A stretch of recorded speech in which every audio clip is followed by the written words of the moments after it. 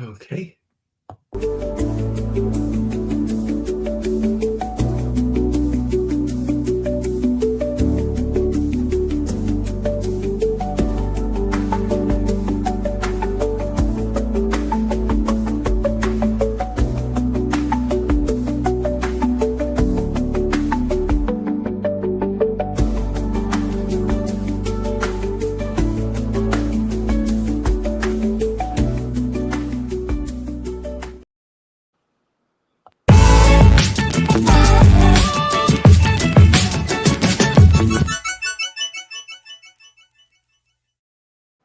Okay. Hello, everybody. Here we are. It's the Supporter Hashtag Creatives podcast. My name is Alan Greenstein. I'm the founder and producer at Supporter Hashtag Creatives. And the goal of our organization, we level the playing field for underrepresented creatives and artists so that they have the same opportunities as everyone else to get their projects created, distributed, and seen. I'm also on the board of directors of the Bella Levy Foundation. The goal of the Bella Levy Foundation is to fight human trafficking and to provide a safe haven for its warriors. So I'm so excited tonight. We have Kimia Workman with us. She's an actress, writer, producer, director, singer, songwriter, and all kinds of things. So welcome, Kimia. And why don't you make a brief introduction about yourself? And we'll be on our way. Okay, well, glad to be here, Alan. Thanks for having me. I am everything that you said: actor, writer, producer, director, songwriter, artist, recording artist. And I've been doing it for a long time and I love it. It's absolutely my passion. And I can't see myself doing nothing else. So I think maybe acting going on, the 16, 17 years? It might be a little more than that, but I know, right? Yeah, fantastic. You have all these different disciplines as a multi hyphenate. So tell us how you got your start. Which of those elements was the first one to come into your life? So one thing that I did miss, two things that I did miss. I was a former radio personality as well as a former dancer and choreographer. So Ooh. I got into it very early age, like the age of 5 or 6. My parents put me into dance, and I grew up over in East Baltimore. So there was this school called the Anna Apicella School of Dance, where they taught you ballet, tap, jazz, modern. So I learned all these different forms of dance at a very early age, which carried over into attending elementary school and being in a bunch of the fashion shows and a bunch of dance shows. And so, yeah, it was a lot of fun, but that is how I got my start, dance. Okay, dance is the first. Okay, fantastic. So yeah. So how did you first get into acting? So acting was something that I never really saw as a career, you know. So in 5th grade, they came to me. We had like a group of mentors who would run the fashion shows and things like that. So they wanted me to do my instrument. I also played the instrument, so I played the clarinet. And they Ooh. wanted me to they wanted me to play the clarinet and dance, and they also asked me to act. They were doing a play called "It Don't Mean a Thing If It Ain't Got That Swing." And so I wound up doing the acting portion and the dance portion, but not the instrument because I was like, it's going to be a lot to kind of juggle here. So that was the first time that I actually tried acting, was in a play in 5th grade. And then I didn't I didn't get back into the arts until high school, because like all through middle school I transitioned to be an athlete.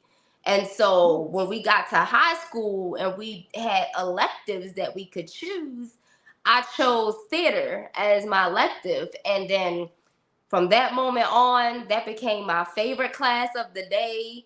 And I just could not wait to go to theater class. And I took it all 4 years of high school. I took it all 4 years of college. So, and then even after college, I went to an acting school. So that's when I really was like, okay, I'm going to take this seriously. I think this is something that I really want to do alongside of at the time I wanted to be a radio and a TV personality too. Oh, So that's what I wow. went to school to be, but I was always taking theater classes too. Oh, you said you were a radio personality for a while. What you want what's radio station were you on? Yeah, so my degree is actually in broadcast journalism and communications. So I went to two schools. I went to Baltimore City Community College, and I did 2 years there. And then I did 2 years at Morgan State University. So I graduated from both. And then what happened was my plan was to get into TV. I thought I wanted to be a news broadcaster, right? Oh, So I quickly found out though that that wasn't the direction I wanted to go. I wanted to be a TV personality, but not in news. I wanted to do the entertainment stuff. So oh, yeah. I wound up trying to do that a little bit, but then an opportunity opened up at 92Q, and I wound up getting an internship, and it was called the K-Swift Memorial Scholarship. And they they asked, it was a contest going on, so they had us actually like interview people. They wanted to know how we would interview people if we were to host the Stone Soul Picnic, what they used to have back in the day. So I wound up doing the contest. I submitted my tape in, and I got selected. And then that opened up an opportunity for an internship with 92Q, which months later they actually hired me. And then months after that, I finally got my shot to be on air. Oh, wow. That's Mhm. fantastic. Yeah. Thank I you. remember that I was over at Morgan State. We did some filming there, Mhm. on many projects. Yeah, I know a lot of people in the area, obviously, who've gone to Morgan State. Yeah. Yes. Yeah. Yeah. Shout out to MSU. Yep. Fantastic. Mhm. Yeah. Okay. So let's I want to jump to series that where I first got to be working with you called Mhm. Shock Nation. Yes. Tell us about the series Shock Nation. So Shock Nation was inspired from this web series that I was watching at the time called Misadventures of Awkward Black Girl, which was by Issa Rae. It was on YouTube Ooh, of at the course. time. And so I was like, wow, this is this is a young black female like me that wrote this, that directed this, and she's starring in it. I was like, I want to try to do that. So that was my inspiration behind doing Shock Nation in the first place. And the storyline actually came from just a little bit of my dance storyline because it's about a girl growing up in Baltimore City, but she's trying to find her way. She thought she found it through dance. She was inspired by her mother to want to be a dancer, but some things transpired within the family that caused her to not want to pursue that dream anymore. So I took a little bit of my dance background and what happened in my life with that, but then I took other people's stories of how you see these teenagers growing up in single family households, and some of the times it's just a hard life for them. They may have an alcoholic parent, or a parent that's on drugs, or a parent that's not around at all. So I really wanted to like shine some light on that, but in the end of it, let them know that it's going to be okay, and people can always change, and people can always get better. Yeah. Do you consider it somewhat autobiographical for you or not? Not with the family portion. I grew up in a two-parent household. My parents had none of those problems that the Okay, good, series good. displays. But yes, just me being a dancer, and then me losing my inspiration for dance. It had nothing to do with my family. It was just because I was juggling a lot of things at one time. That I was like, I have to put something to the side because I was dancing, I was being a radio personality, I was still Mm. acting. I had my acting career. I still had a full-time job, and I had to balance a relationship. So I was like, I don't know how I was even doing all of that, but I said something had to go, and it was dance. And I never really got back into it, but thankfully my acting career took off anyway from that point. Oh, yeah, that's great.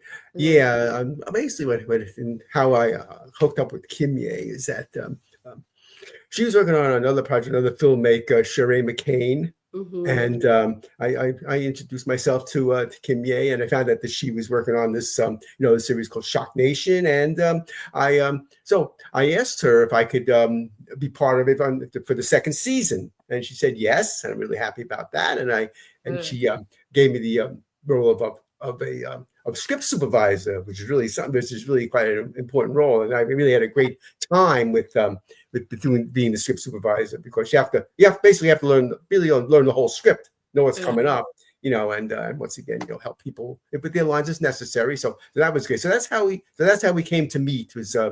that way. And Yeah.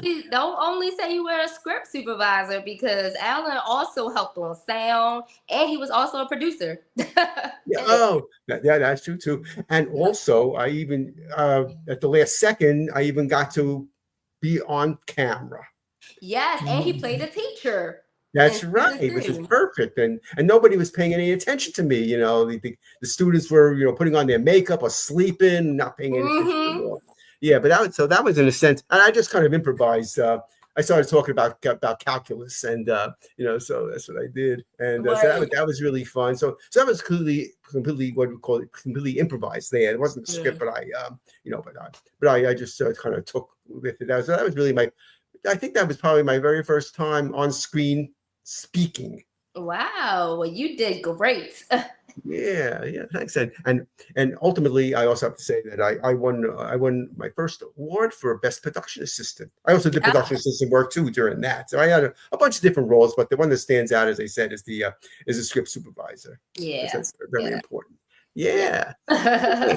Yeah. So we had Okay. a lot So of fun. yeah. So that was Shock Nation. And it lasted there was 2 seasons worth of it. And is Mhm. it available to watch anywhere currently?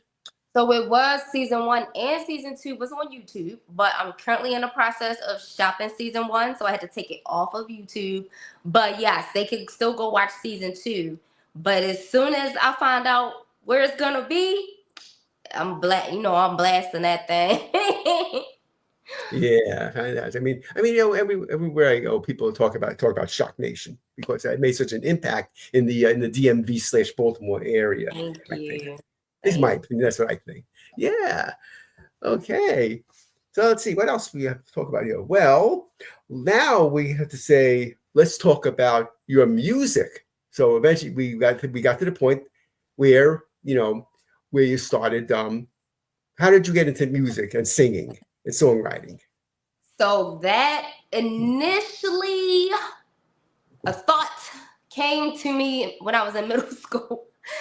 Just a thought, because I still didn't think that I was going to be doing anything else but playing basketball. To be honest with you, like, I loved basketball. That was what I was doing all through my middle school years. It was just basketball. I was focused. I was in leagues and everything. So by the time I went to high school, like I said earlier, I chose theater as an elective, but my focus was still sports. So in high school, I was a 3-season athlete. So I played basketball, volleyball, and softball. Wow. So whole time, I'm not thinking music or acting was going to be a career that I was actually going to pursue in my adulthood. But in middle school, I love hip hop. Like, I grew up listening to Lil Kim, Foxy Brown, Total, Missy Elliott. It was a bunch of movements. Flip Mode Squad movement, Dipset, Timberland Magoo, Missy had their thing going on. So I grew up on all this music, and I absolutely loved it because I already loved to dance, right? So there was one particular artist that just caught my attention, and it was Lil Kim. Like, I was really like rapping her lyrics. I was thinking I was, Lil Kim. Like, I knew all of her songs. Every time she had a new single, I'm trying to get that single. So, I started trying to, like, kind of freestyle a little bit, but eventually it was just like, whatever. I think I might have mentioned it to my dad like one time, but he thought that I was like not serious. So I was like, yeah, whatever. But then, basketball got really busy for me with my sports. So I never thought about it again until after I was dancing. I was out of college already. and I started dancing for this artist who's my best friend to this day called Kia Calloway. I was her choreographer. Yeah. So being around music and being on stages and meeting a bunch of different artists, that kind of made me think about rapping again. And I'm like, I love performing. I loved being on the stage as a background dancer, but something in me felt like I'm supposed to be doing something even more.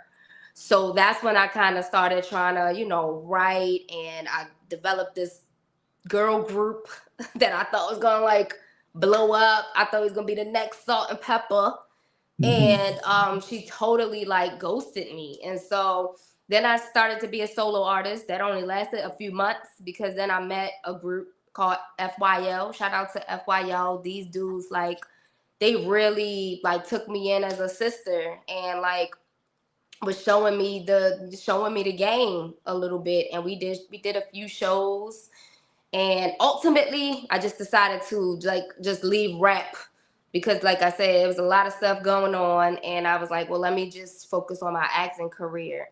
But yeah, I mean, I just got the inspiration from being on stage, and I Yeah. was just like, I'm gonna try it, and that's what I did. And then it wasn't until years later where music actually came back to me through film. So Okay. that's when it started really taking off. Yeah. Okay. Let's. What we're gonna do now? We're gonna stop for a brief commercial, and then we'll be right back, and we'll talk about more about with your singing career. Okay. Okay.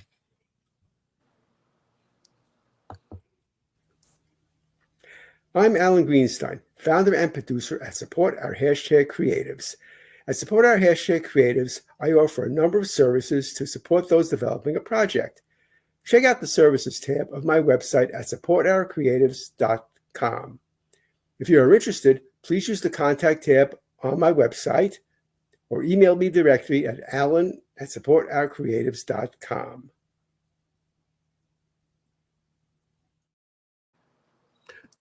Okay, we're back.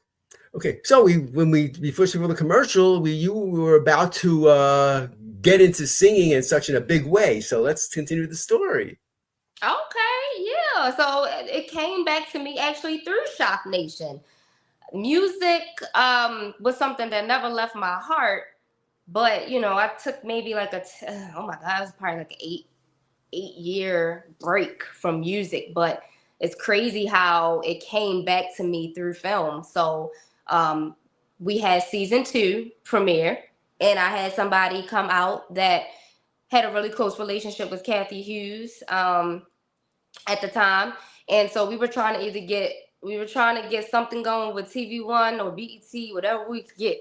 So he wanted to know more about the music in the show, because he was a music producer and he wanted to make sure that we had rights to the music before he would like pitch it. So the theme song, it was the instrumental in the theme song. I think it was some issues with that, so he started giving me beats, and then I just started writing to them, and I'm like, oh, I got the theme song for you. So once I took him the theme song, he was like, all right, let me hear how it goes. And I'm like, nah, I'm not a rapper, but if you got some rappers that you think would be good for it, we could use them. So ultimately he was like, I just want to hear it. I rapped it. He was like, all right, cool. Go to the studio and record it. And at first I was like, no, I don't want to be a rapper. Like, you know what I'm saying? I'm focused on film. I'm a writer. I'm a director. I'm an actor. Man, I recorded that song and I've been writing ever since. I have not stopped writing. 4 mixtapes later, a EP and an album. And I still got music that's not even out yet. That's waiting to be released. Wow, that is amazing. I want to Thank say hi. you. I want to say hi to June Giso. He's the filmmaker I've been in a lot of projects with as Hi. executive producer and is acting with him as and Randy Greenstein. You know her, Hi, yeah. Ray. And, so she's also tuned in. So Awesome. hi guys. Okay, so yeah. Okay, so let's see. All right. So tell us about your current music project. But if do you have anything that's going to be coming out soon or is out right now that you want to talk about? Yeah, so I do have an EP called Back to Self. It's on all major music platforms. Whatever you have is out there. And my latest album that came out in 2021. My latest album came out last October, and it's called Love to Hate Me. So both of them have the number 2 in it because 2 is my favorite number, and my birthday is on the 2nd. So it's called Back to Self, and then Love to Hate Me. And with that project, it talks a lot about my life story. It goes from, heartache, relationship heartache, to losing friendships, to depression, and then just having to like find yourself again. Like I have a track called On My Own featuring my homeboy, may he rest in peace. Shout out to J Money. But that's about, now you gotta find yourself, and now you all on your own. So what you gonna do? You have to own it, right? And then it ends with all the things that you've been through. Now look at where you are. It's so amazing. And you have nobody to thank but God, for me. So it just goes through a nice little storyline. I absolutely love that album. I put a lot into that album, so definitely go check that out. It's called Love to Hate Me. And then also my manager Swag, shout out to Swagmatic Music, and he just released his album called 50 like 2 months ago, and we just shot our first music video for his single off of that. So it's featuring me and just him. So that video is going to be dropping, it might drop this week, but the name of the album is called 50. I'm on a few songs on there, but the single from that is called Top of the Mountain. So I'm excited for that music video. And shout out to everybody that was a part of the music video. You might see a little appearance from Eli. You might see appearance from Marno, Imani, aka Jewel. So thanks to everybody that helped out with that video. Joy, Mark, and Aaron, and it was shot by Swagged Out Shots Multimedia. So I'm sorry, Swagged Out Multimedia. And then he got Swagged Out Shots Photography. But yeah, that video is gonna be dope. So we waiting for that to drop, and then I'll be dropping another single, hopefully by the summertime. Oh yeah, okay. Is that single from the same album as Love to Hate Me, or where is that? Where does that come from? Was that a standalone single? I think I'm gonna make it a standalone single. We gonna see. We gonna see. I had 2 singles off of the Love to Hate Me album that I did music videos for. So I've still been promoting it, using the songs on like Reels, because you could use your songs on Reels on Instagram and Facebook. So I might still do like some little promo videos, but I think I'm going to drop a new single for y'all. Oh, that would be great. And so where is the best place for people to watch these and listen to these songs right now? Oh yes, good question. So all my music videos are on, and all my music, even my mixtapes, they're all on YouTube. And my YouTube page, you can just search my name, Kimia Workman, or you can search Kimia Works, which is what I use for all social media. Like everything is at Kimia Works for my social media. But yeah, YouTube, it has tons of videos on there for you to watch. So please subscribe to my channel. Trying to get them subscribers up, because I got some dope content that's gonna be coming. Okay, that's right. Once again, for most of social media, just like under her name, Kimia Works. Search for that, and you'll be able to get to everything. Yep, everything. Everything, yeah. Okay. See, so let's go back to some of your film work. Recently, we hooked up at a screening at the Old Greenbelt Theater of Andrea Harris's film called The Battle. Yes. Tell us about that. The Battle is awesome. It's about a group of very talented teenagers. They go to the same high school, and again, it's one of those stories that the story takes place in Washington, D.C. So, in D.C., it's you got some of the same scenarios that you have in Baltimore City. You know, these kids are growing up without any type of role model, and so they wind up clicking and finding each other through music, through a music class. So the music teacher is comes to the school to bring the kids together, to give them something to live for, to give them something to give them some inspiration. And so I played the role of Carlita. Shout out to my castmates. Oh my gosh, there's so many dope people in that project. Carlita is what I get to rap. So it was so dope to be able to get to rap and act and actually like sing one of my actual songs.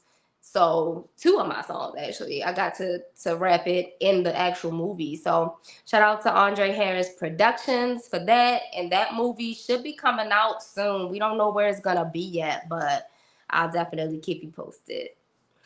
Yeah, yeah, that's definitely great. You know, and I have to point, just like you mentioned about Washington, D.C. and Baltimore, this area, you know, the DMV and Baltimore City together, there's so much talent there. Yeah, And so yeah, much. it's really amazing. It's a great place to, you know, if you live in this area, you know, and you're interested in getting involved in the indie world, you know, this is the place to be because there's I'm so much of telling that you, going on. it's rising. We rising. We rising. Yeah, yeah. Okay. Yep. Okay.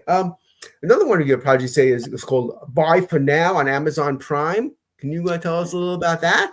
Oh, I love Bye for Now. It's one of those like really great family movies. You know, you can just watch it with the whole family, any age. And it's about a girl who loses her uncle, and so he left her to be in charge of his funeral arrangements, and Oh, the hmm. aunts are not happy about it at all. So it's a really touching topic, but it's also got its comedy moments. And Yeah. so I played the role of Tia, and Tia is like the funny, like, don't play around with me type of cousin. So when she comes in town, you know, we have our moments, and I don't want to give too much away, but it is an awesome movie. I would hope that y'all would go check it out. It's on Amazon Prime. You can rent it. I think you can buy it or rent it. And yeah, it's called Bye for Now. Amazing cast again. Like, um, I don't want to forget nobody, y'all, but one of my girls, I absolutely love them as actors. They are amazing. Anna Drew, Lydia, and Amber Moore.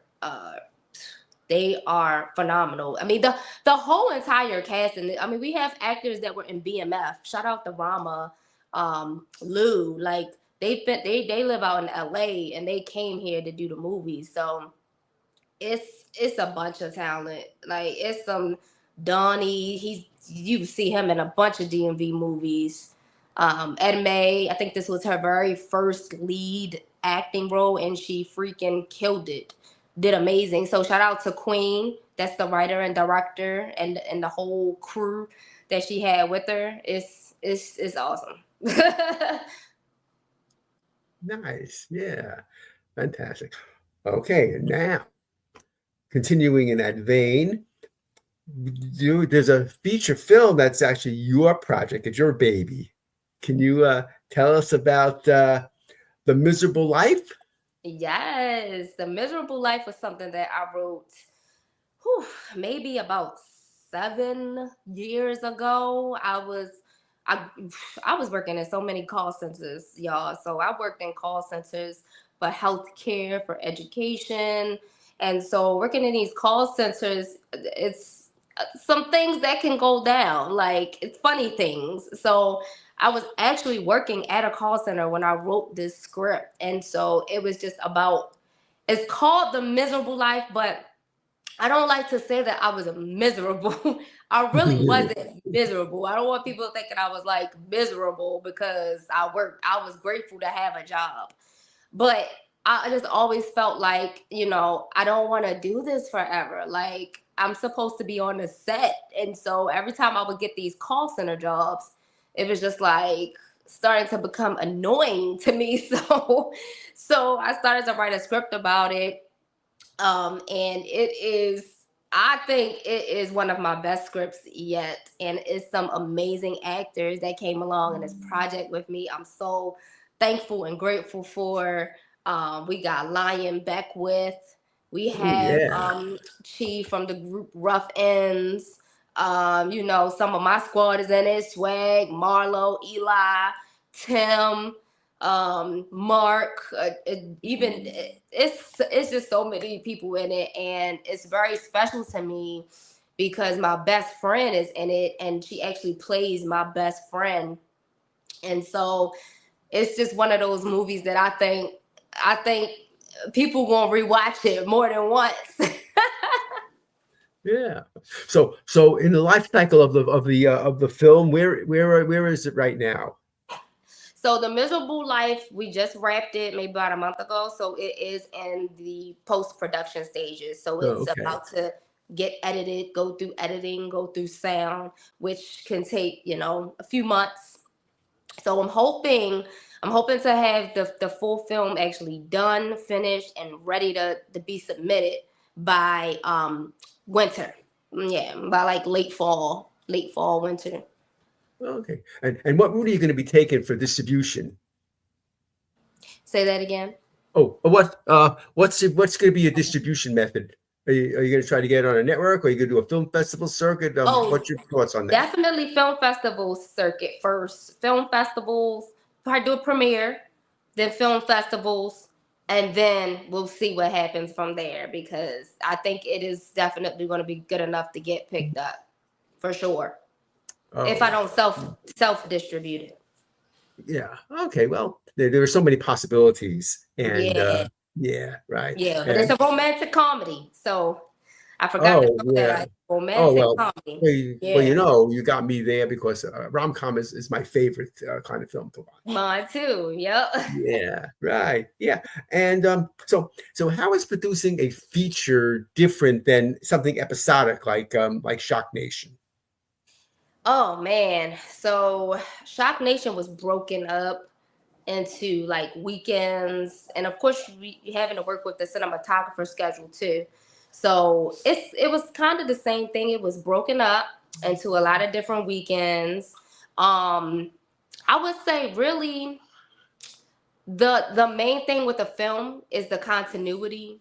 The same, well, this both the same really because you have to worry about the continuity in the series and the Oh, yeah. film. So just trying to get as many scenes done that you can get in that location that you need it for, so that and then it still might be another day where you have to wear the same thing, so you have to make sure you look the same exact way. So we had to do that with both Shock Nation and with the Miserable Life too. So I mean, really no differences to me in my opinion. Just having an amazing team really helps. So Hmm. and Yeah. and on both projects, amazing team. Like I couldn't have asked for a better team from Shock Nation or from the Miserable Life. So yeah, I'm Yeah. excited about it though. Yeah. Because I remember the continuity thing. Being the script supervisor, I had to be concerned with that. We took photographs of people, make sure they had this knew what hairdo they had that day and what clothing they were wearing, because you might have to continue from that point because it typically things are done out of sequence. Yes. Yeah. Absolutely, absolutely. So it can get a little hectic, but that's why I always take your continuity photos because you never know if you're gonna have to reshoot that scene again. Yeah. Exactly. Okay. We're going to stop for another brief commercial break, and we will be right back.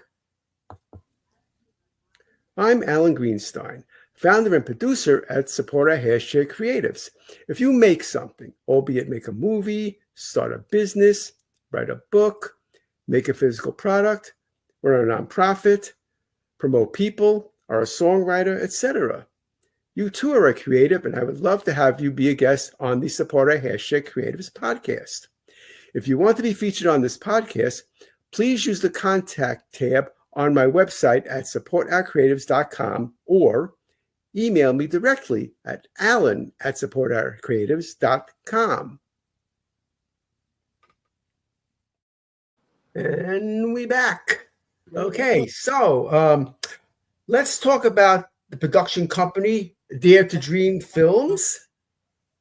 Tell us all about Yes, shout that. out to Taisha Downer. She is the founder and CEO of Data Dream Films, and I came on as her partner. We actually worked together back in 2015 on her very first web series. She's an author, so Wow.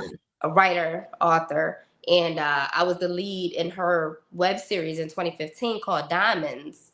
And so from that point, we filmed some more. I did a small part in her movie called Ruin Agency, which is a dope movie too. And so it was about maybe 3 years ago now. Three? No. Oh my gosh. No, because it was like 2020. So like 5 or 6 years ago. Yeah. She came to me about wanting to start Dare to Dream Films. And our first film under that was Queen of Hearts, which is on Tubi, Amazon, Plex TV. And so that was the initial start of Dare to Dream Films. She had the idea. She was like, hey, I want to start this production company. And I think you would be the perfect partner to have. Like you've been in the game for a long time. And we both each had our own production companies. So I had True Talent Creative Works, which is my baby. That's my first time that I started a business. True Talent Creative Works was my production company that I also did consultation and coaching services. And then she had the publishing, TD Publishing. She's also a publisher. So we came together, we collabed, and since then we have some amazing movies. It's not even out yet. So Queen of Hearts is the only one that's out right now, but we have 2 feature films, The Miserable Life, Never Judge a Book by Its Cover, and I'm in both of those. And then we have our short film, we have 3 feature films. Standing Strong in Faith was our first faith-based film, and we had we showed that in a couple of churches. And so those films are in the process of trying to get distribution right now as we speak. They've been in film festivals already.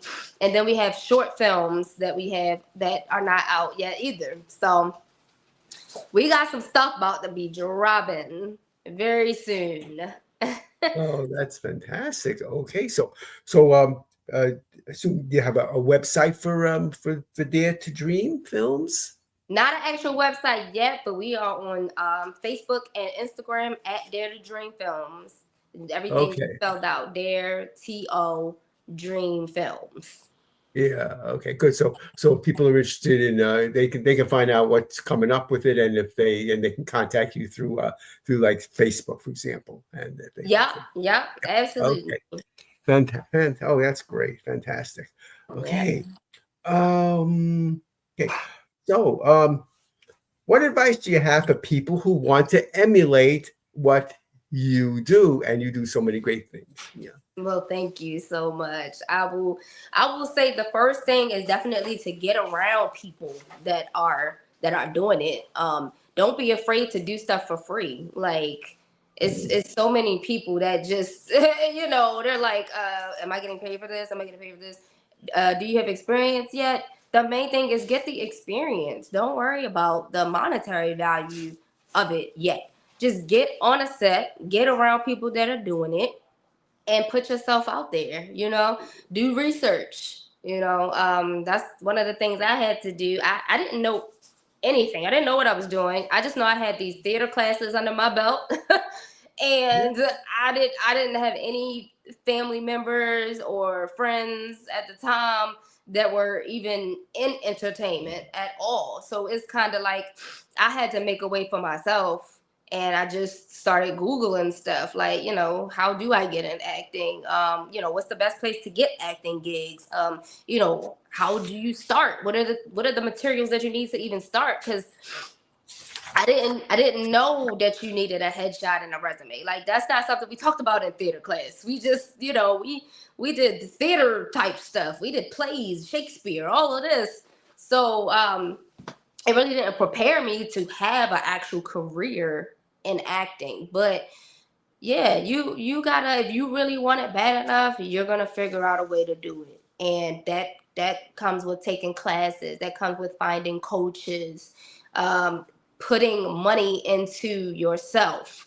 You have to be willing to invest in yourself. um yeah, I mean, it's so many different things out here that you can do nowadays. It's tons of YouTube videos on acting, on the music business, so you just got to be willing to put in the work. That's great advice. Yeah, for sure. Yeah. So keep that in mind, people. Yeah.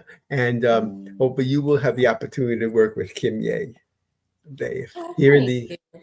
yeah, well, here in the DMV and Baltimore areas, as I said before, there's so much talent going on here. So, and if you live in this area, there's so much that you can, so many people you can reach out to. But no matter what area you live in, what Kimye says still holds, because no matter where you live, there are going to be people doing indie work for sure. Hmm. Yeah, and we have some amazing production companies over here. So, but that's anywhere, like anywhere. Detroit is taking over the Tubi game right now, Yeah, They're yeah, filming stuff in New Jersey. Oh my God, tons of stuff is being filmed in Pittsburgh and Philly. So yeah, I mean, it's a great time to be in for independent, self-made filmmakers and artists and yeah, creatives. So yeah. So yeah, I mean, have you traveled far and wide to be in various projects? Oh, I had an opportunity to do a series in Atlanta, but I did turn it down. So I didn't do that. But I was in LA. Well, I went to LA a few times, but I was in LA specifically to take acting classes, and it was like a 7-day workshop where hmm, you got to meet with casting directors, you got to audition. Um, there were producers there. So that was like the biggest opportunity that I've had out of state, to be able to, actually audition for casting directors and producers that lived in LA. Never filmed anything yet there, and I've had tons of auditions in New York. So it's coming though. It's coming. yes. Oh, I'm confident about that. Yeah. Yeah. And of Yeah. course, one of my favorite places, of course, is Atlanta and Los Um, Angeles and New York, of course, more than anything else, really. So yeah, you're hitting yeah, all the great spots. those were the big three, right? Everybody wanted to get to Atlanta, New York, or LA. And I still get the question to this day, like, why didn't I move? And I when I had my opportunity, God set me down. So I had to listen. I had to be obedient, and I'm glad that I did, because we're in a day and time now where, as though, yes, it still would be nice to be around the action, but we could create our own action right here where we are. And I think that's one of the reasons that I never did move, because I always felt like, Baltimore is home. I absolutely love it. My whole family is here. And so it's like I wanted to make a way somehow for everybody in our area. So, Well, it's so great to hear you say that that you love living where you are and you're making the most of it, because you are making Baltimore one of the great places for in the indie world for right. That's the way it is. thank So you. Yes. so keep doing that, and of course now I'm part of it too. So Yes, yeah. thank you. I appreciate that. And it's so, yeah, I gotta give big ups to everybody that's doing the same thing. It's fun to travel, definitely get out there, network. But like I said, streaming services are different now. You can have a comfortable life with your family, right where you're from, and still be seen on Netflix, and still be seen on Amazon, and all these wonderful streaming platforms that are out here now. So Yeah, fantastic. Yeah, so how can people get in touch with you? yes, y'all. So I'm on all social media. Definitely Instagram the most, but Facebook as well. At Kimia Works, Kimia Works, right there on the screen. And definitely thank you for bringing up my YouTube, because I always forget to mention my YouTube. So YouTube, you can check me out there. I try to comment back as much as possible on all my platforms. Like my YouTube comments, I'll comment back. My Instagram DMs, I'll message back. Facebook, message back, and comment back. So I like to be very active with the people that really support me, because I'm thankful and grateful for them, because without the support of people, it makes it even harder. Yeah. Okay, so there you go. At Kimia Works, we'll get you just that everywhere. Yes. So, yeah. So I will, like to thank Kimia for you being on tonight. I'm looking forward to working with you again in the future. We've had some great opportunities in the past, and the future is going to be even better.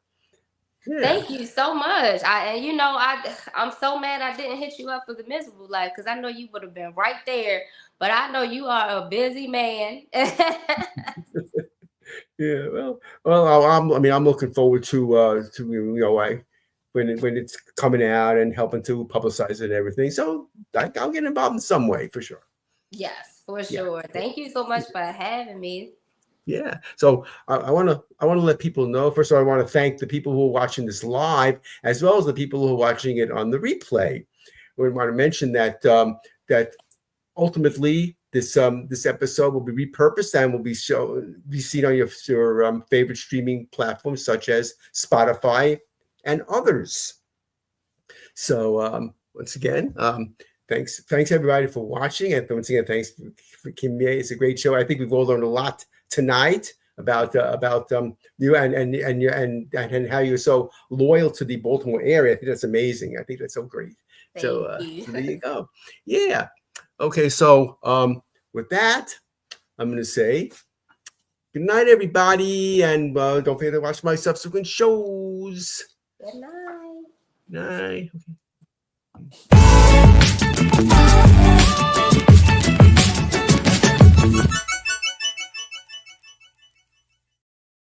Here's a message about Crystal Starnes, advocate for victims, and podcaster.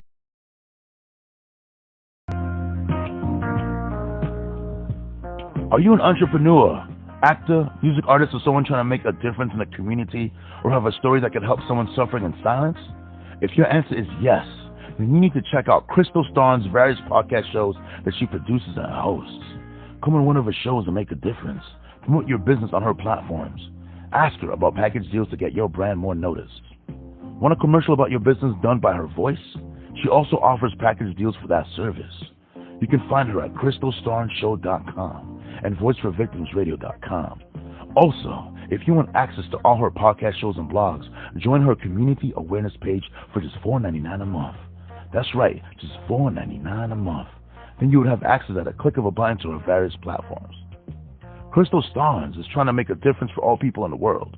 She wants to help as many people as she can so no one is suffering in silence. Anyone who has a vision and wants to achieve their dream, she has the passion to help promote you to get you to the next level of success.